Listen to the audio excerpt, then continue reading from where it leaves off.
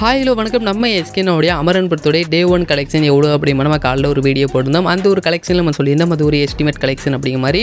So இப்போ நம்மளுக்கு official number இப்போ ப்ரொடக்ஷன் சைட்லேருந்து அஃபீஷியலாக ரிலீஸ் பண்ணியிருக்காங்க. உண்மையாகவே இது ஒரு யூஸ் நம்பர் அப்படி தான் சொல்லி ஆகணும்.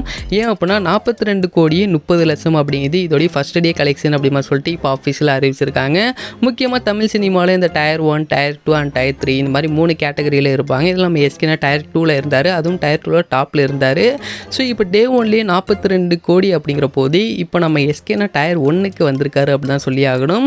உண்மையாகவே இது நம்ம காலில் சொல்லியிருந்தோம் இந்த ஒரு படம் 37 கோடி கலெக்ட் பண்ணியிருக்கு அப்படி மாதிரி. பட் இப்போ இதோடைய அஃபீஷியல் கலெக்ஷன் அப்படியே 42 கோடி அப்படிங்கிற போது இது வந்து ஒரு பிக்கெஸ்ட் ஓப்பனிங் அண்ட் நம்ம எஸ்கேனா நெக்ஸ்ட்டு ஒரு லெவலுக்கு போயிருக்காரு அப்படி தான் சொல்லி ஆகணும்.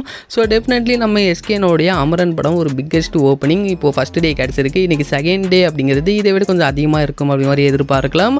ஸோ 42 கோடி அப்படிங்கிற போது தமிழ்நாட்டில் இந்த ஒரு படத்துடைய கலெக்ஷன் அப்படிங்கிறது 16 இல்லைனா 17 கோடி கிட்டே இருக்கும் அப்படி மாதிரி சொல்கிறாங்க. ஸோ உண்மையாகவே இது ஒரு வேறு லெவல் அச்சீவ்மெண்ட் அப்படி தான் சொல்லி ஆகணும். ஸோ இப்போ இதோடைய ஃபஸ்ட் டே ஓப்பனிங் வச்சு நம்மளால் இதோடைய லைஃப் டைம் கலெக்ஷன் எவ்வளோ வரப்போகுது அப்படிங்கிற மாதிரி நம்மளால் சரியாக சொல்லிட முடியாது. பட் கண்டிப்பாக 200 கோடிக்கு மேலே போகும் அப்படிங்கிற மட்டும் நம்மளால் கண்டிப்பாக சொல்ல முடியும்.